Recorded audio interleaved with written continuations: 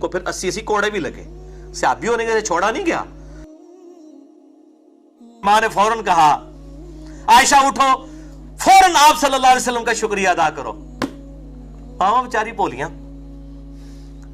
میں نے کہا اللہ کی قسم میں رسول اللہ کا شکریہ ادا نہیں کروں گی بلکہ میں اپنے رب کا شکر ادا کروں گی جس نے میری برات کا اعلان کیا.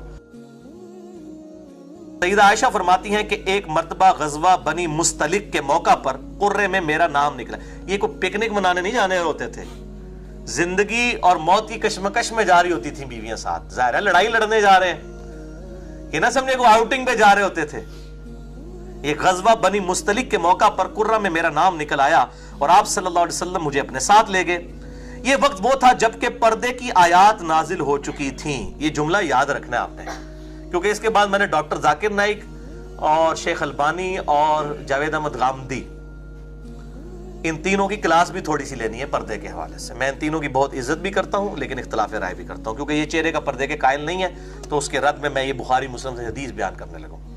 وہ کہتی ہیں کہ پردے کی آیات نازل ہو چکی تھیں, یعنی اس سے پہلے پردہ نہیں تھا, بعد میں ہو گیا. چنانچہ سفر کے دوران میں پردے کے ساتھ اونٹ کے ہودج, ایک ڈولی جس میں پرانے زمانے میں وہ عورتوں کو بیاہ کے لایا جاتا تھا, اس قسم کی ڈولیاں بنی ہوئی تھی جس میں سیدہ عائشہ کا وہ ڈولی ہوتی تھی جس کو اٹھایا جاتا تھا, 4 اصحاب اٹھاتے تھے اور پھر اونٹ پہ سوار کروا دیا کرتے تھے. ہودج میں سوار, یہ مولویوں کے لیے میں بول رہا ہوں, ہودج ہا کے اوپر زبر ہے.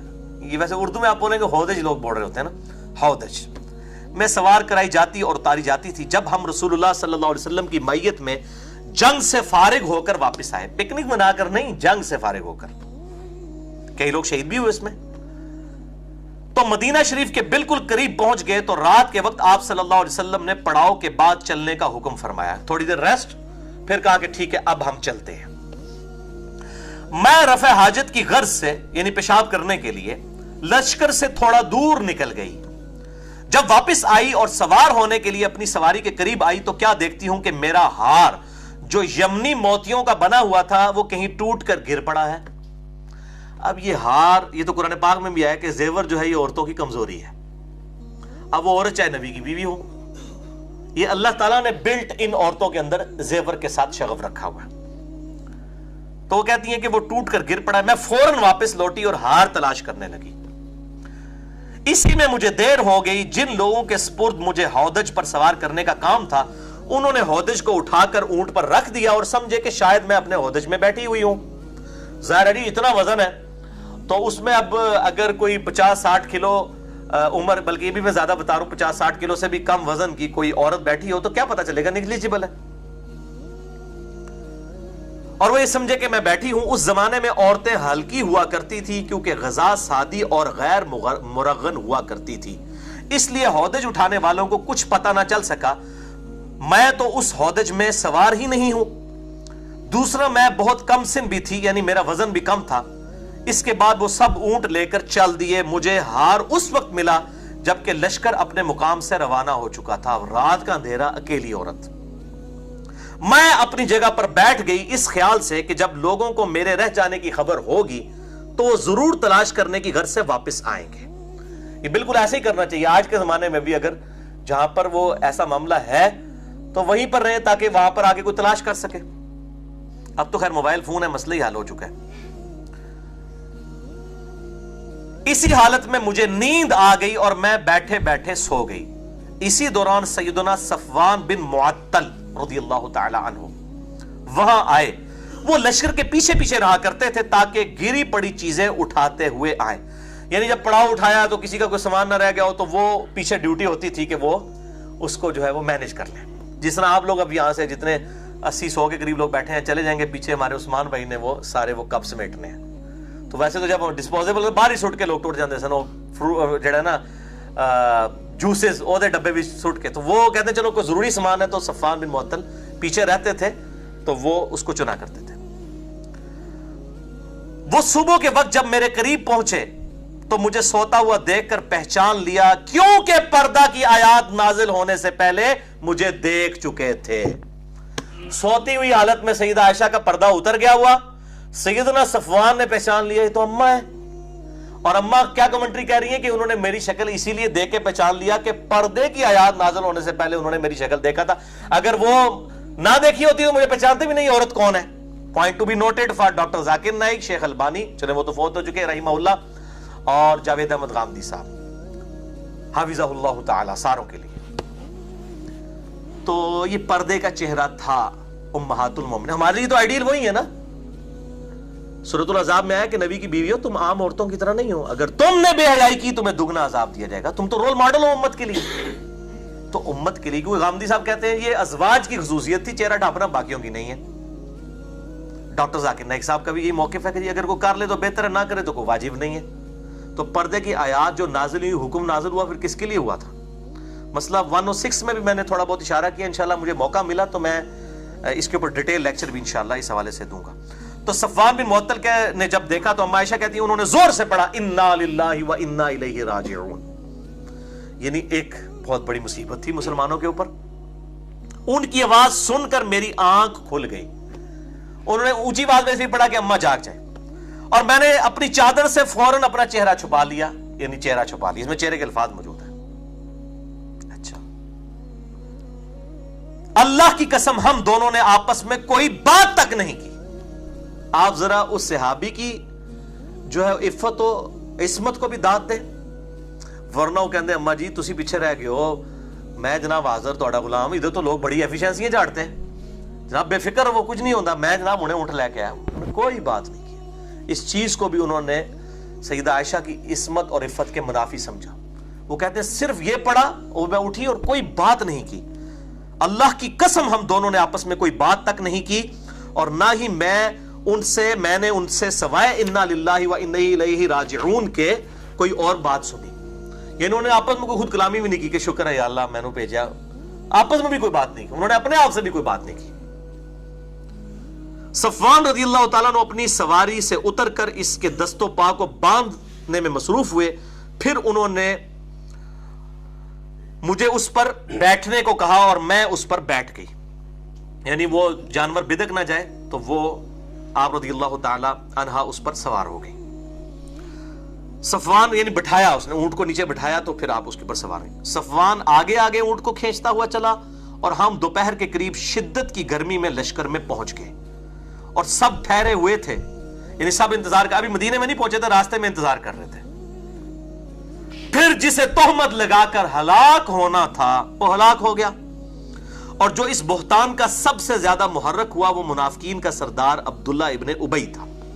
اور وہ ابن زبیر کہتے ہیں کہ مجھے معلوم ہوا ہے کہ عبداللہ ابن ابی کے سامنے جب بھی افک کا ذکر ہوتا تو وہ اس کا اقرار کرتا تھا، اور اس واقعے کو یعنی جھوٹا واقعہ بنا کے سنایا بھی کرتا تھا. جبکہ ان بہتان لگانے والوں میں تینوں ہی صحابہ ہیں. کوئی بریلوی دیوبندی اہل حدیث شیعہ نہیں ہے، حنفی شافعی مالکی حنبلی نہیں ہے، تینوں صحابہ. نمبر 1 سیدنا حسان ابن ثابت رضی اللہ تعالی عنہ وعلیہ السلام.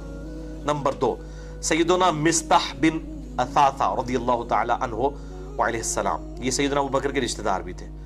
اور تیسرا ام المؤمنین سیدہ زینب کی بہن چھوٹی حمنہ بنت جحش رضی اللہ عنہن وعلیہم السلام. یہ 3 تھے جنہوں نے جو اس تہمت لگانے والوں میں شامل ہو گئے بغیر دلیل کے. اور پھر چونکہ دلیل نہیں تھی، جھوٹا الزام بھی تھا، ان کو پھر 80 کوڑے بھی لگے. صحابی ہونے کے چھوڑا نہیں گیا. وہ حدیث موجود ہے ترمذی میں 3180، سنن ابی داؤد میں 4474، مشکات میں بھی موجود ہے 3579 3579 کہ ان تینوں کو پھر 80 کوڑے بھی لگائے گئے جھوٹے الزام کی وجہ سے، قذف جسے کہا جاتا ہے.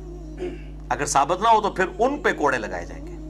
عبداللہ ابن ابی کو چھوڑ دیا گیا چونکہ منافق تھا، فتنے کے ڈر سے کہ وہ پارٹی بازی نہ بنا لے، اس کے تو سب کو عیاں تھا، اس کو اس میں صرف نظر کیا گیا.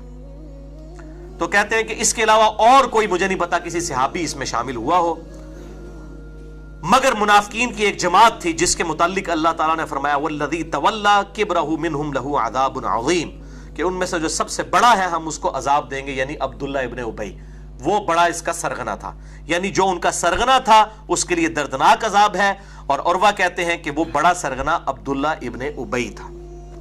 اور آپ کو حیرانگی ہوگی کہ بنو امیہ کے لوگ کتنے عرصے تک یہ جو الفاظ ہیں نا قرآن میں کہ ان کا بڑا جو ہے اس کو عذاب دیں گے تو حضرت علی پہ لگاتے تھے. نعوذ باللہ.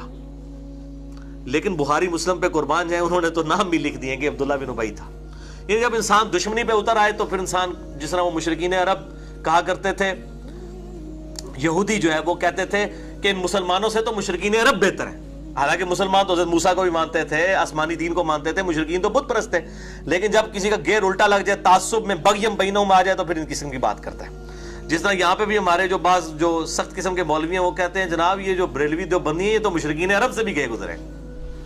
مشرکین عرب تو نبی صلی اللہ علیہ وسلم کو پیغمبر ہی نہیں مانتے تھے, نعوذ باللہ کتنے الفاظ ان کے لیے استعمال کرتے تھے, اور یہ تو پھر بھی نبی صلی اللہ علیہ وسلم کی عزت کرتے ہیں. اسی طریقے سے بریلوی جب بولنے پہ آتے ہیں وہ کہتے ہیں جی اہل حدیث تو جو ہے مشرکین عرب سے بھی گئے گزرے ہیں, وہ گستاخ رسول ہیں, یہ بھی گستاخ رسول ہیں. یعنی جس کا جو دل کرتا ہے نا وہ بولتا ہے.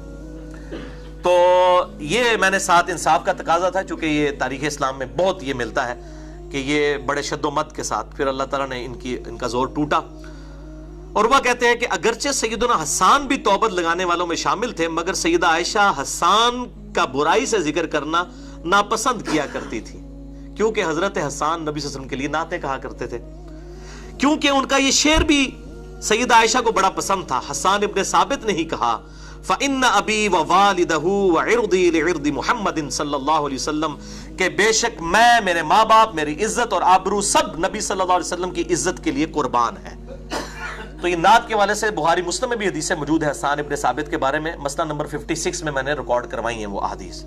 بہرحال سیدہ عائشہ فرماتی ہیں میں مدینہ میں 1 مہینہ تک بیمار رہی اور لوگوں میں تہمت کے متعلق بات چیت ہوتی رہی اور میرا شک بڑھتا رہا. اب سیدہ عائشہ کو کسی نے نہیں بتایا کہ جی آپ کے خلاف اس طرح کا طوفان کھڑا کر دیا, کہتی ہیں میرا شک بڑھتا گیا, اور قدرے اس وجہ سے زور پیدا ہوا کہ میں نے رسول اللہ صلی اللہ علیہ وسلم کو اس بیماری میں پہلے کی طرح مہربان نہیں دیکھا تھا. آپ صلی اللہ علیہ وسلم اندر تشریف لاتے اور صرف اتنا دریافت فرما کر چلے جاتے کہ عائشہ آپ کیسی ہو. آپ صلی اللہ علیہ وسلم کے اس طرز عمل سے میری بیماری میں اضافہ ہوتا گیا اور مجھے اس طوفان کی کوئی خبر ہی نہیں تھی. جب مجھے کچھ صحت ہوئی تو میں مستاح کی ماں کے ساتھ رفع حاجت کے لیے باہر گئی.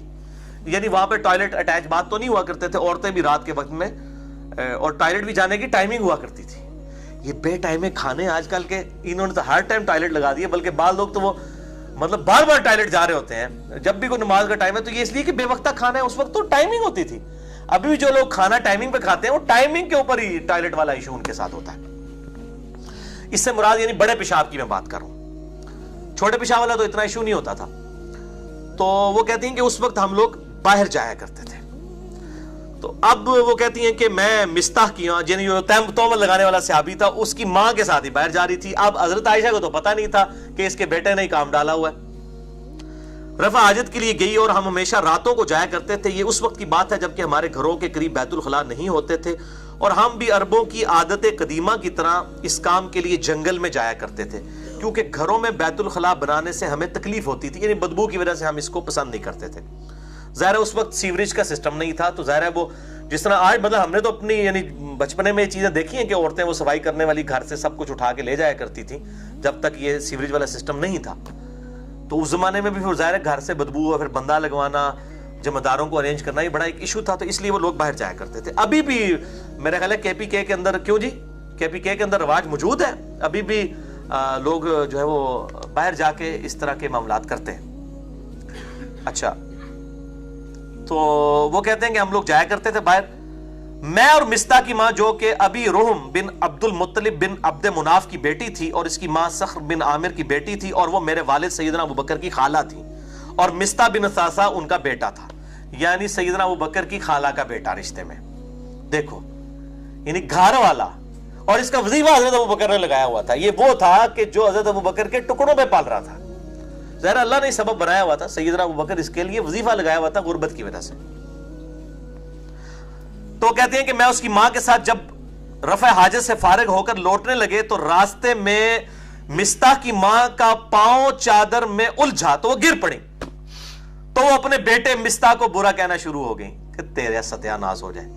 یہاں بھی عورتوں کی یہ عادت ہوتی ہے نا, کوئی اس قسم کی ایمرجنسی ہوئی, کوئی کسی کو کوئی انگلی پہ لگ گئی, تو وہ گری نہ, تو اس نے اپنی ماں اپنے بیٹے کو کہا تیرا بیڑا غرق ہو جائے مستاح, تیرا وہ بال میرے تے پیا, میں ڈگی ہے نا تیری وجہ نال, تو جڑا پٹھا کام کیتا ہے. یہ اصل میں تھا بیچ میں. اب اماں عائشہ کہتی ہے میں نے کہا ارے تم مستاح کو کیوں بری کہہ رہی ہو, गिरी तो खुद हो, वो तो जंगे बदर का सहाबी है। लो जी, बदरी सहाबी। यहां लोग कहते हैं सहाबा मासूम है, वो भाई इंसान थे, गलती हो सकती है। इससे बड़ी को गलती है कि अम्मा आयशा के ऊपर तोहमत लगा दी।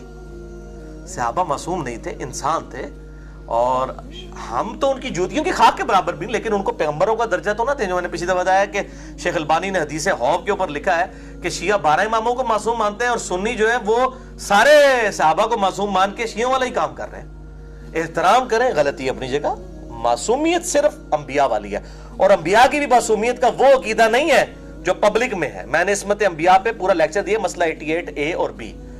अंबिया से लग़ज़िशें हुई हैं, गलतियां हुई हैं, गुनाह नहीं हुए। लग़ज़िशें गलतियां उनसे भी हुई हैं, कुरान में रिवॉर्ड हुई हैं। हजरत आदम अलैहिस्सलाम की गलती, हजरत यूसुफ अलैहिस्सलाम, मूसा अलैहिस्सलाम, नूह अलैहिस्सलाम, इब्राहीम अलैहिस्सलाम, इवन हमारे नबी सल्लल्लाहु अलैहि वसल्लम के केस में भी 3 चीजें बयान हुई कुरान के अंदर। इसमत अंबिया के अकीदे पे शुबहात का तहकीकी जायजा मसला नंबर 88A और B ahlesunnatpak.com पे रिकॉर्ड है। वो कहते हैं कि जी उसने अपने बेटे को बुरा कहना शुरू किया। मैंने कहा मिस्ता को बुरा कह रही हो, जबकि वो जंगे बदर का सहाबी है। उन्होंने कहा अल्लाह की बंदी आयशा, तुमने मिस्ता की बात नहीं सुनी, उसने क्या बात की है? तो उसने सारी बात बयान कर दी, जिससे मेरी बीमारी दुगनी हो गई। सईदा आयशा पहले ही बीमार, ऊपर से ये सदमा। अब उनको फिल्म चलना शुरू हो गई, अच्छा ये जो हुजूर सल्लल्लाहु अलैहि वसल्लम भी मेरे साथ उतना इल्तिफात नहीं फरमा रहे, तो ये तो नबी सल्लल्लाहु अलैहि वसल्लम के दिल में भी ये बात बैठ गई हुई है, और वो आगे आएगा। इतने सख्त अल्फाज हैं सईदा आयशा के। तो मैं घर आई और आप सल्लल्लाहु अलैहि वसल्लम घर में आए, तो आप सल्लल्लाहु अलैहि वसल्लम ने दूर ही से सलाम के बाद मुझसे पूछा, अब तो पूरी फिल्म चली हुई थी। सईदा आयशा ने कहा अच्छा, उन्होंने समझ लग गई है, दिल ही दिल में उन्होंने कहा। मुझसे पूछा, फरमाया कैसी हो? मैंने अर्ज किया कि मुझे मेरे माँ बाप के घर जाने की इजाजत दे दें। अब ये इंडिकेटर था, वरना एक महबूब बीवी अपने खावा से कह रही है मैं अपने माँ प्यो ने मिल आवा, तो सोचेगा भी खैरियत है, किस लिए जाना है, कितने दिनों बाद आओगी। सईदा आयशा कहती है मैं इसलिए जाना चाह रही थी, मैं जाके उधर जाके पूछूं अपने माँ बाप से कि ये जो तूफान खड़ा हुआ है तो तुसी लोग पे कर दो, मैं तो बच्ची हैं। तो नबी सल्लल्लाहु अलैहि वसल्लम ने, मेरा ख्याल था कि मैं उनके पास जाकर इस बात की तहकीक करूं, तो आप सल्लल्लाहु अलैहि वसल्लम ने मुझे फौरन इजाजत दी थी, कोई आपने नहीं रोका।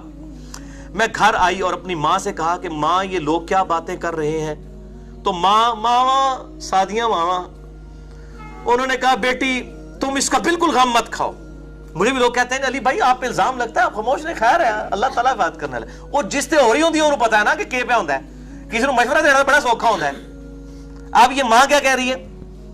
माँ कहती है कि बेटा गम ना खाओ, ये तो शुरू से होता चला आया है, जब किसी खूबसूरत औरत की शौकनें होती हैं और शौहर उससे ज्यादा मोहब्बत करता है तो इस किस्म की औरतों पे इल्जामात निकलते रहते हैं। मैंने कहा सुभान अल्लाह, लोग ऐसी बातें मुंह से निकालना शुरू हो गई और आप कह रही हैं कुछ नहीं। वही गल है ना, जिसने मुसीबत पई होती है पता होता है ना। लेक्चर तो उन्हें रिकॉर्ड कराना है। इंजीनियर मोहम्मद अली मिर्जा पर 10 झूठे इल्जामात का तहकीकी जायजा, वो जो तकलीफ से गुजरा होता है उसको पता होता है। खैर मैं रात भर रोती रही और सुबह हो गई, ना आंसू थमे ना ही नींद आई पूरी रात। जब वही इलाही आने में देर लगी तो रसूलुल्लाह सल्लल्लाहु अलैहि वसल्लम ने सैयदना अली रज़ियल्लाहु ताला अन्हु और सैयदना उसामा को बुलाया। यही 2 हुजूर के लाडले से आप ही थे। सैयदना अली बचपन से पाला हुआ और सैयदना जो उसामा थे वो ज़ैद इब्न हारिसा के बेटे, वो भी आपके पोतों की मानंद थे। अच्छा, और इस मामले में मशवरा किया। उसामा जो अज़वाजे मुतहरात की पाक दामनी से वाकिफ थे कहने लगे या रसूलुल्लाह सल्लल्लाहु अलैहि वसल्लम, आयशा तो आप सल्लल्लाहु अलैहि वसल्लम की बीवी है, उनको अपने पास रखिए, मैं उनमें कोई बुराई नहीं देखता, वो नेक और पाक दामन औरत है। यानी नबी सल्लल्लाहु अलैहि वसल्लम मशवरा ले रहे हैं कि बताओ कि ये जो बातें हो रही हैं इसमें तुम्हारे, अब आजकल का कोई बंदा होता तो कहता या रसूल सल्लम ਤੁਹਾਡੀ बीवी ये हो ही नहीं सकता इंज होया होवे, किस तरह की गल्लां कर रहे हो, तुसी खुद अपनी बीवी ते शक कर रहे हो। लोग तो इस तरह की बातें करते हैं, फौरन ही मतलब लोग जो है ना फजाइल बयान करना शुरू कर देते हैं। लेकिन उनको पता था कि इंसान तो इंसान है, गलती का पुतला है, और नबी सल्लल्लाहु अलैहि वसल्लम अगर पूछ रहे हैं तो हमें अब उनके बारे में सही कमेंट्स देने चाहिए जो उनका करेक्टर है। अच्छा, इसके बाद नबी सल्लल्लाहु अलैहि वसल्लम ने सैयदना अली से पूछा, तो सैयदना अली ने अर्ज किया या रसूलुल्लाह सल्लल्लाहु अलैहि वसल्लम, आपके लिए औरतों की कोई कमी है? और भी और बहुत सी औरतें मौजूद हैं, आप उनसे निकाह कर सकते हैं। अब इस बात को ना लोग कहते हैं जी सैयदना अली ने बुग़्ज़ का इजहार किया है अम्मा आयशा के साथ। بھئی یہ ان کا بغض نہیں تھا، یہ نبی صلی اللہ علیہ وسلم سے ان کی انتہا درجے کی عقیدت تھی۔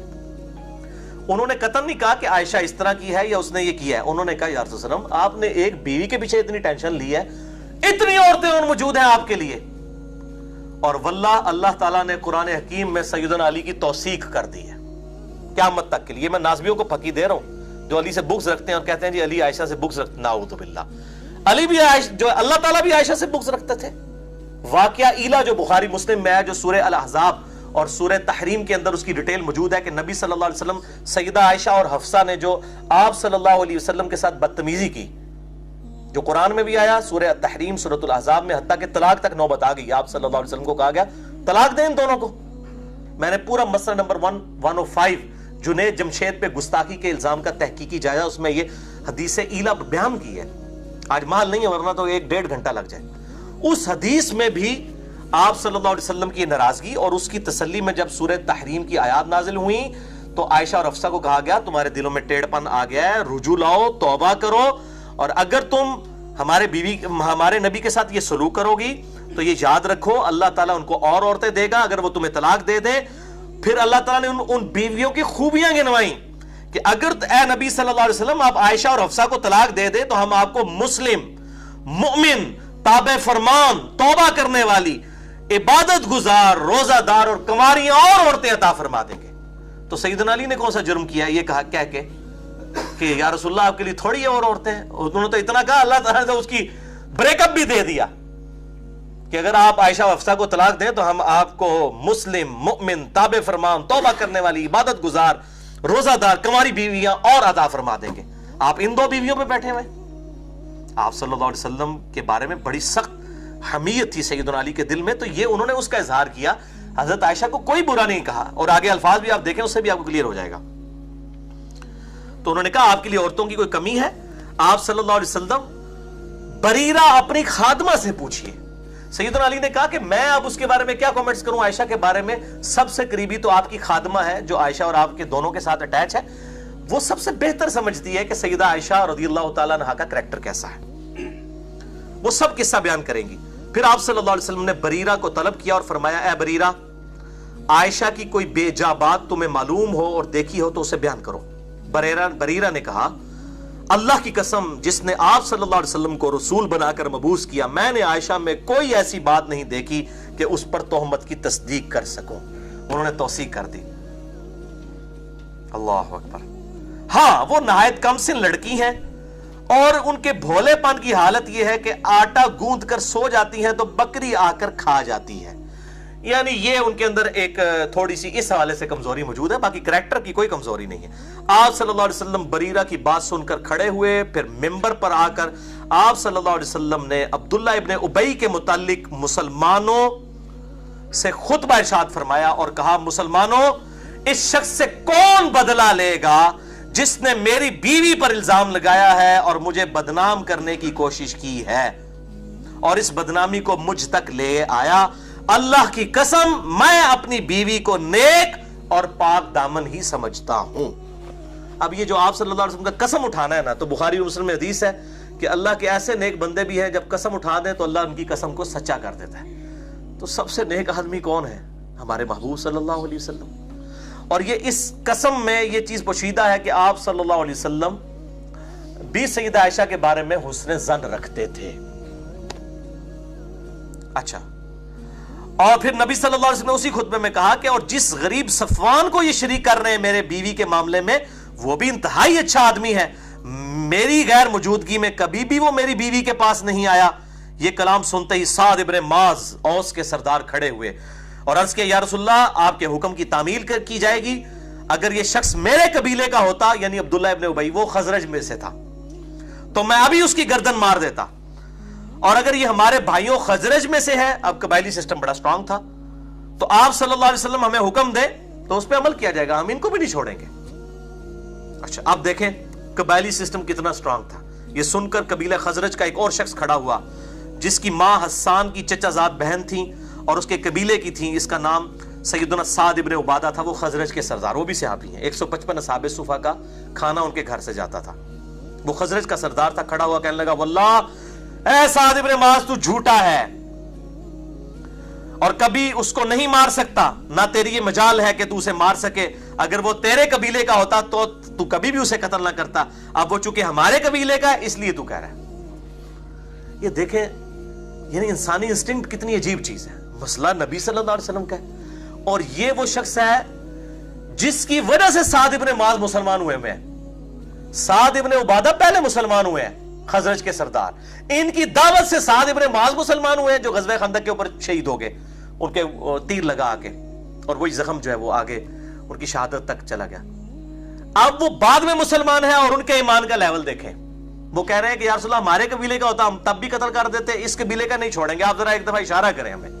اور دوسرے قبیلہ خزرج کا سردار صحابی ہے سعد ابن عبادہ، کہہ رہے ہیں ہاں سعد اس لیے تو کہہ رہے، دونوں کا نام سعد ہی ہے، سعد ابن معاذ، کیوں سعد علی سعد ابن معاذ اور سعد ابن عبادہ۔ ایک تیسرے صحابی بھی ہے سعد، میں نے اپنے بیٹے کا نام بھی سعد رکھا ہے، سعد ابن ابی وقاص رضی اللہ تعالی عنہم اجمعین وعلیہم السلام۔ تو وہ دونوں سعد ہیں، اور وہ دونوں اس طرح جب کر رہے ہیں تو نبی صلی اللہ علیہ وسلم نے جب یہ معاملہ دیکھا، اسی دوران اسید بن حزیر کھڑے ہوئے، یعنی اوس کے ایک اور سردار تھے جو سعد ابن معاذ کے چچا زاد بھائی تھے، وہ کہنے لگے اللہ کی قسم ہم اسے ضرور قتل کریں گے، اے سعد ابن عبادہ تو منافق ہے اور منافقوں کی حمایت کرتا ہے، حالانکہ وہ صحابی تھے۔ یہ تھی نبی صلی اللہ علیہ وسلم سے محبت صحابہ کی، انہوں نے کہا سعد تم منافق ہو چکا ہے، حالانکہ یہ شخص پہلے نیک تھا مگر اب اپنی قوم کی حمایت کر رہا ہے۔ انہوں نے کہا تو ہے بندہ نیک صاحب پر ہون تیری قوم آگے آ گئی ہے۔ اور یہی ہوا آپ صلی اللہ علیہ وسلم کی وفات کے بعد، یعنی وہ بنو امیہ اور بنو ہاشم کی وہ چیزیں سامنے آ گئیں جس کی وجہ سے سیدنا علی کی خلافت ماننے سے ان لوگوں نے انکار کیا۔ وہی قبائلی تعصب اتنا زیادہ تھا، یہ تو آپ صلی اللہ علیہ وسلم کی نبوت کی برکت تھی کہ وہ دب گیا۔ حالانکہ یہ شخص پہلے نیک تھا مگر اپنی قوم کی حمایت کر رہا تھا۔ اس گفتگو کے بعد اوس اور خزرج دونوں قبیلوں کے لوگ کھڑے ہوئے اور لڑنے پر مستعد نظر آئے۔ دوئے اور کھلو گے ان کے تک لینے تو انو ایسی تیسی، اور نبی صلی اللہ علیہ وسلم سامنے موجود ہیں۔ اچھا، اور رسول اللہ صلی اللہ علیہ وسلم ممبر سے ان کو خاموش کرواتے رہے، آخر وہ خاموش ہو گئے۔ اب یہ آپ صلی اللہ علیہ وسلم کا معجزہ تھا، ورنہ اس قبائلی سسٹم میں آپ امیجن بھی نہیں کر سکتے۔ اس ٹائم ایسی ان کی کیفیت دماغ کی ہو جاتی تھی قبیلوں کی کہ وہ کسی کی نہیں سنتے تھے۔ تو بہرحال آپ صلی اللہ علیہ وسلم کی بات سنی اور بیٹھ گئے۔ اب ظاہر اب آگے کیا آپ صلی اللہ علیہ وسلم بات کرتے، جو معاملات بگڑ جانے تھے۔ آپ صلی اللہ علیہ وسلم ممبر سے اتر آئے۔ سیدہ عائشہ فرماتی ہے کہ میں تمام دن رات روتی رہی، نہ آنسو تھمتے تھے نہ نیند آتی تھی، اور میرے ماں باپ بھی کبیدہ خاطر تھے۔ میں 2 دن تک برابر روتی رہی، نہ آنسو تھمے اور نہ نیند آئی، 48 گھنٹے اندازہ کریں۔ اور میں سمجھنے لگی کہ اب تو میرا کلیجہ پھٹ جائے گا۔ ماں باپ میرے پاس موجود تھے، اتنے میں انصار کی ایک اور عورت اجازت لے کر میرے پاس آئی اور وہ بھی رونے لگی۔ یعنی وہ عورتیں بھی آپ کو پتہ اکٹھی ہو جاتی ہیں، پھر بڑا افسوس ہے جناب جو کچھ ہوا ہے تواڈے نال، تو وہ بھی آ کے رونا شروع کر دیا۔ یہاں تو عورتوں کی حالت ہے 40 دن بعد بھی آ کے تو رونا شروع کر دیتی ہیں گھر والوں کو، وہ بھی رونے لگ پڑی۔ اچھا، مجھے اس کا نام معلوم نہ ہو سکا۔ آخر نبی صلی اللہ علیہ وسلم بھی میرے گھر تشریف، یعنی میں کہ خود آپ صلی اللہ علیہ وسلم ابوبکر کے گھر تشریف لائے، سلام کے بعد میرے پاس بیٹھ گئے، ورنہ ابھی تک اس دن سے پہلے 1 مہینے تک آپ میرے پاس بیٹھے بھی نہیں تھے۔ آپ صلی اللہ علیہ وسلم کے دل میں اس حوالے سے اتنا قلق تھا۔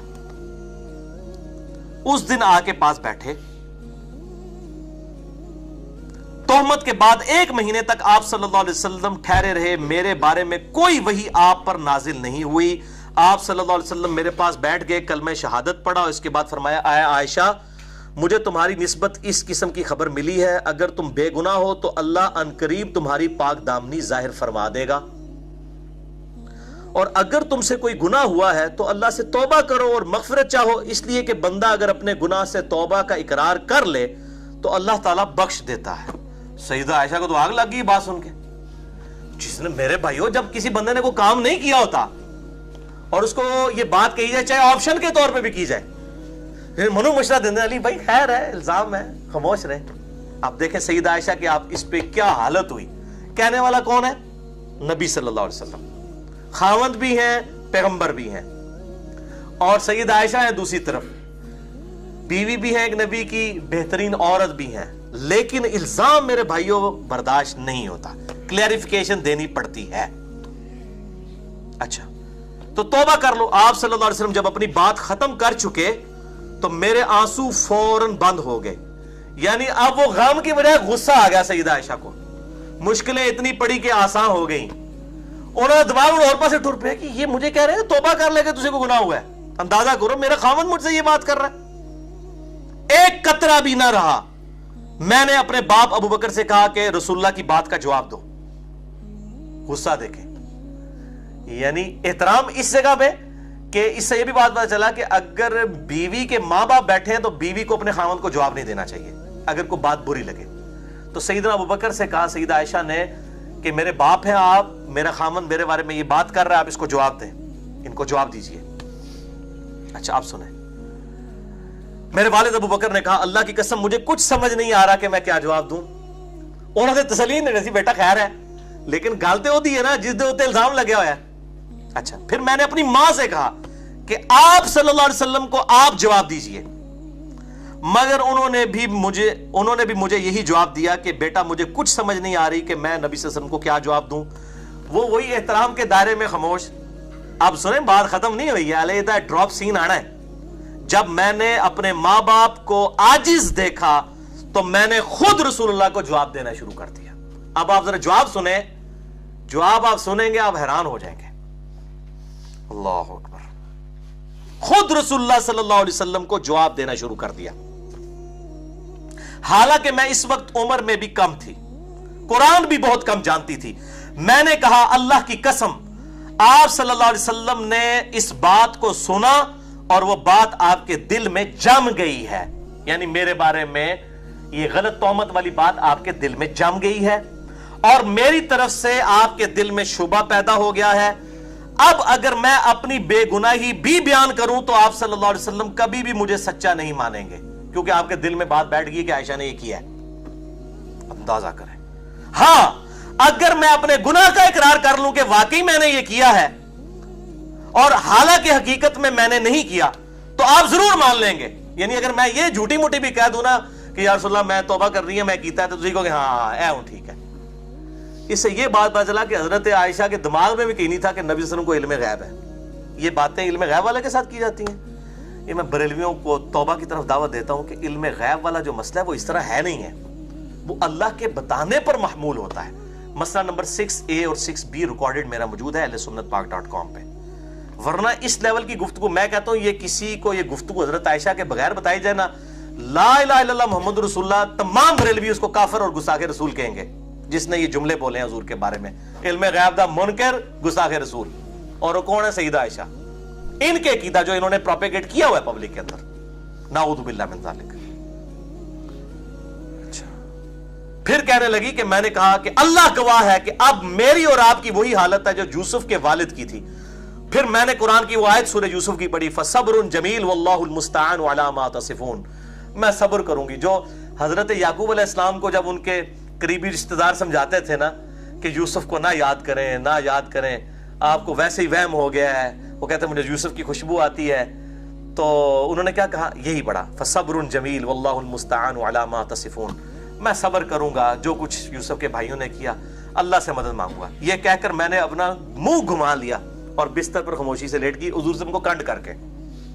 اتنا غصہ یہ بات کر کے اس کے بعد کہتی میں نے دوسری طرف منہ کر لیا, کیونکہ مجھے یقین تھا کہ اللہ خوب جانتا ہے کہ میں گناہ ہوں. اور اگر بریلوی ہوتی تو وہ بھی عقیدہ ہوتا وہ والا جو معاملہ انہوں نے مشہور کیا ہوا ہے, اور میری بے گناہی کو اللہ ظاہر کر دے گا. مگر مجھے یہ خیال بھی نہ تھا کہ میرے معاملے میں قرآن کی آیات نازل ہو جائیں گی. اللہ اکبر. سورۃ النور آیت نمبر 11 سے لے کر 26 تک 16 آیات. اللہ. اچھا انہوں نے کہا کہ مجھے یقین تھا کہ اب ہو جائے گا. کیوں؟ اب اس سے بڑی کیا تکلیف تھی کہ خاوند کہہ رہا آگے کہ توبہ کر لے اگر ہو گیا, کیونکہ یہ قرآن کی آیت ہے ان مع العسر یسرا ان مع العسر یسرا. ہر مصیبت کے بعد آسانی ہے, ہر مشکل کے بعد آسانی ہے. انہوں نے کہا اس سے بڑی تو کوئی مشکل آ ہی نہیں سکتی تھی کہ میرا خاوند مجھ پہ شک کرے. اب کہتی مجھے یقین ہو گیا کہ اب اس کے بعد آسانی آئے گی, یعنی اللہ تعالیٰ خود اظہار کر دے گا اس معاملے کا. مجھے تو یقین بھی نہ تھا میرے بارے میں آیات نازل ہوں گی اور قیامت تک پڑھی جائیں گی, کیونکہ میں اپنی حیثیت اتنی نہیں سمجھتی تھی کہ اللہ تعالیٰ میرے بارے میں اپنا قرآن نازل فرما دے گا. ہاں یہ امید تھی کہ آپ صلی اللہ علیہ وسلم کو خواب میں میرے متعلق بتا دیا جائے گا. یعنی اس سے کیا پتہ چلا؟ ان کو یہ عقیدہ نہیں تھا کہ نبی صلی اللہ علیہ وسلم خود علم غیب جان لیتے ہیں, جب چاہے جتنا چاہے جان لیتے ہیں. یہ عقیدہ نہیں تھا ان کا. نعوذ باللہ. مسئلہ نمبر 6A اور 6B دیکھ لیجئے. خواب میں میرے متعلق بتا دے گا جس سے میری بے گناہی ثابت ہو جائے گی. اس کے بعد آپ صلی اللہ علیہ وسلم اپنی جگہ سے اٹھے بھی نہ تھے, نہ کوئی گھر کا آدمی اٹھا تھا. اسی وقت یہ جب وہ باتیں کر کے ہٹی, آپ صلی اللہ علیہ وسلم پر وحی کی کیفیت طاری ہوئی جیسا کہ وحی کے وقت ہوا کرتا تھا, اور اس کلام کی سختی کی وجہ سے, اس کے وزن کی وجہ سے آپ صلی اللہ علیہ وسلم پر سردی کے ایام میں بھی جسم مبارک پر پسینہ ٹپکنا شروع ہو جاتا تھا. وَلَوْ أَنزَلْنَا هَذَا الْقُرْآنَ عَلَى جَبَلٍ لَرَأَيْتَهُ, اگر ہم یہ قرآن کسی پہاڑ پر بھی نازل کر دیتے تم دیکھتے خاشعا متصدعا من خشیت اللہ, کہ وہ پھٹ جاتا اللہ کے جو ہے اس روب کی وجہ سے.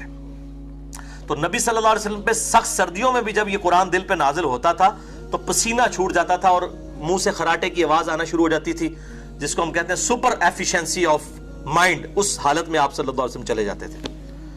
جب وحی کی حالت گزر چکی تو آپ صلی اللہ علیہ وسلم نے تبسم فرمایا, اور سب سے پہلے یہ بات ارشاد فرمائی, عائشہ اللہ نے تمہاری پاک دامنی بیان فرما دی ہے. میری ماں نے ماں ٹھنڈیاں چھاواں, میری ماں نے فوراً کہا عائشہ اٹھو, فوراً آپ صلی اللہ علیہ وسلم کا شکریہ ادا کرو. ماما بیچاری بولیاں. میں نے کہا اللہ کی قسم میں رسول اللہ کا شکریہ ادا نہیں کروں گی, بلکہ میں اپنے رب کا شکر ادا کروں گی جس نے میری برات کا اعلان کیا. آپ تو تھوڑی دیر پہلے تک میرے پہ شک کر رہے تھے, میں آپ صلی اللہ علیہ وسلم کا شکر کیوں ادا کروں؟ یہ اس کی ٹرانسلیشن ہو رہی ہے, سیم الفاظ ہے, پورا سن چکے ہیں. میں اللہ کا شکر ادا کروں گی جس نے میرے خاوند کا دل میرے بارے میں صاف کیا, آیات نازل کی. اچھا نبی صلی اللہ علیہ وسلم بیٹھے تھے, انہوں نے نہیں کہا تو گستاخی کر دیتی ہے, پوائنٹ ٹو بی نوٹڈ, ورنہ تو کہنا چاہیے تھا نا. ویسے آج کل کے مولوی ہوں تو وہ فوراً 302 جا کے وہ کون سی ہے جی وہ 295B لگوا دیتے سیدہ عائشہ کے اوپر, نعوذ باللہ من ذالک. بالکل ان منوسوں کا تو ایک عقیدہ ہے کہ گستاخ رسول کی توبہ بھی قبول نہیں ہے. یہ ابن تیمیہ نے جو ٹیکہ لگا دیا نا کہ جی گستاخ رسول کی توبہ ہی نہیں ہے, چاہے وہ توبہ کر بھی لے. مشرک کی توبہ ہے اگر توبہ کر لے, گستاخ رسول کی نہیں ہے. یہ ٹیکہ ایسا لگا ہے, بریلوی, دیوبندی, اہل حدیث, شیعہ چاروں نے یہ ٹیکہ لگوا کے اپنا دماغ خراب کر لیا. میں نے ان کے رد پہ مسئلہ نمبر 49 ریکارڈ کروایا, گستاخ رسول کی سزا اور گستاخانہ فلم اور کارٹون کے اوپر. کہ کس منطق سے آپ نے نکالا ہے کہ گستاخ رسول کی توبہ نہیں ہے؟ توبہ تو بھائی موت کے غرغرے سے پہلے جامعہ ترمذی میں حدیث ہے کہ توبہ قبول ہے. شرک سے بڑا کون گستاخ ہو سکتا ہے؟ شرک اللہ کی گستاخی ہے, وہ بھی توبہ قبول ہے. گستاخ رسول اگر کسی سے ہو بھی جائے قبول ہے اگر وہ توبہ کر لیتا ہے. وہ پاکستانی گستاخی نا, وہ پاکستان میں تو ہر چیز گستاخی. میں جو کچھ حضرت عائشہ کا کریکٹر بتا رہا ہوں نا, پاکستان کے کیس میں اس میں درجنوں گستاخیاں پاکستان کے علماء, بریلوی, دیوبندی, اہل حدیث, شیعہ اپنا جو انہوں نے فارمولہ گستاخی رسول کا بنایا وہ لگا دیں گے. اب دیکھیں, اندازہ کریں. وہ کہتی ہیں میں اللہ کی قسم نبی صلی اللہ علیہ وسلم کا شکر نہیں ادا کروں گی, بلکہ میں اللہ کا شکر ادا کروں گی. اور اللہ تعالیٰ نے یہ 10 آیات, ان الذین جاؤوا بالافک عصبۃ منکم سے لے کے وان اللہ رؤوف الرحیم, یہ 10 تو پرٹیکولر آپ کی برات میں تھی, اور اگلی 6 آیات میں سیدنا ابوبکر نے جو وظیفہ بند کیا تھا وہ ابوبکر کو بھی کہا گیا تم اللہ کے لیے وظیفہ دے رہے ہو, وظیفہ دوبارہ سے سٹارٹ کرو. اندازہ کریں, میرے رب نے میری بے گناہی ظاہر فرما دی. سیدنا ابوبکر جو رشتہ دار کی غربت کی وجہ سے مستح کی کچھ مالی مدد کیا کرتے تھے, انہوں نے مستح کے متعلق یہ سوچا ہی تھا کہ آندہ میں اسے کوئی مال نہیں دوں گا کیونکہ اس نے عائشہ کو بدنام کیا. چنانچہ اللہ تعالیٰ نے اس کے بارے میں بھی نازل فرما دیا, وَلَا يَأْتَلِ أُولُو الْفَضْلِ مِنْكُمْ, جو تم میں جن کو اللہ نے مال دیا ہے وہ اپنی رشتہ داریوں کی وجہ سے نا, دیکھیں ذرا کس لیول کی بات ہو رہی ہے. جناب یہاں جنید جمشید صاحب کی کوٹر لگا رہے ہیں, ادھر جو بیچارہ معافیاں مانگ رہا ہے, کہتے ہیں توبہ قبول نہیں ہے. اور جب نبی صلی اللہ علیہ وسلم کی بیوی کے ساتھ یہ معاملات ہوئے ہیں اور ابو بکر نے رضی اللہ تعالیٰ عنہ نے وظیفہ بند کر دیا ہے جس نے عائشہ پہ ان کی زندگی میں, رسول کی زندگی میں توبہ لگائی ہے, اور اللہ تعالیٰ کہہ رہا ہے ابو بکر وظیفہ کیوں بند کیا ہے؟ ادھر مولوی کہہ رہے نہیں آپ کی توبہ قبول نہیں ہے. جنید جمشید صاحب آپ کو چھوڑیں گے نہیں ہم. جنید جمشید تو عشر شیر بھی نہیں ہے. میں نے تو خیر 105 میں ریکارڈ کرا دیا کہ اصل گستاخ کون ہے, ساروں کے بابوں کو میں نے بتایا. اور یہاں پہ مستح کا وظیفہ جب بند کیا حضرت عائشہ پہ تہمت کیا سے, اللہ تعالیٰ نے بجائے مستح کے ابو بکر کو کہا کہ تو اللہ کے لیے وظیفہ دے رہا تھا, تو نے کیوں وظیفہ بند کیا ہے؟ تو نے تو اللہ سے اجر لینا ہے. یہ آیات نازل ہوئی. اس کے بعد ابو بکر کہنے لگے میں خوش ہوں کہ اللہ مجھے بخشے. اس میں اللہ نے کہا تھا آیات میں کہ کیا تم نہیں چاہتے کہ اللہ تمہیں بخشے, تو تم اللہ کے دیے میں سے کیوں وظیفہ روکتے ہو؟ اللہ اکبر, یہ ہے للہیت. تو حضرت ابوبکر کہتے ہیں میں خوش ہوں کہ اللہ مجھے بخشے, میں مستحق کو وہی کچھ دیا کروں گا جو پہلے دیا کرتا تھا, واللہ میں اس کو مال دینا بند نہیں کروں گا. سیدہ عائشہ فرماتی ہیں آپ صلی اللہ علیہ وسلم نے تہمت کے ایام میں ام المومنین زینب سے جو میری سوکن تھیں میرا حال دریافت کیا, کیونکہ ام المومنین زینب کی بہن جو حمنہ بنت جہش تھی نا, وہ بھی اس میں شامل تھی تہمت لگانے والوں میں, حسان ابن ثابت اور مستہ کے ساتھ, ان تینوں کو کوڑے بھی لگائے گئے.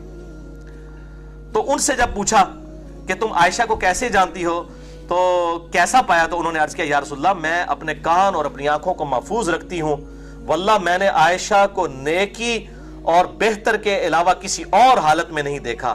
آپ صلی اللہ علیہ وسلم کی ازواج میں زینب میرے برابر کی تھی, یعنی سیدہ عائشہ کہتی ہیں کہ یعنی آپ صلی اللہ علیہ وسلم کی توجہ کے اعتبار سے سیدہ زینب میرے برابر کی تھی. اور ان کے بارے میں حدیث ہے کہ سب سے پہلے, صحیح بخاری میں بھی آتا ہے مسلم میں, کہ میرے مرنے کے بعد سب سے پہلے میری وہ بیوی مجھے آ کے ملے گی جس کے ہاتھ سب سے لمبے ہیں, یعنی اس کی یہ کوالٹی ہے. تو سیدہ عائشہ کہتی ہیں ہم ساری بیویاں آپس میں ہاتھ لمبائی کیا کرتی تھی, تو سیدہ زینب سب سے پہلے فوت ہوئی.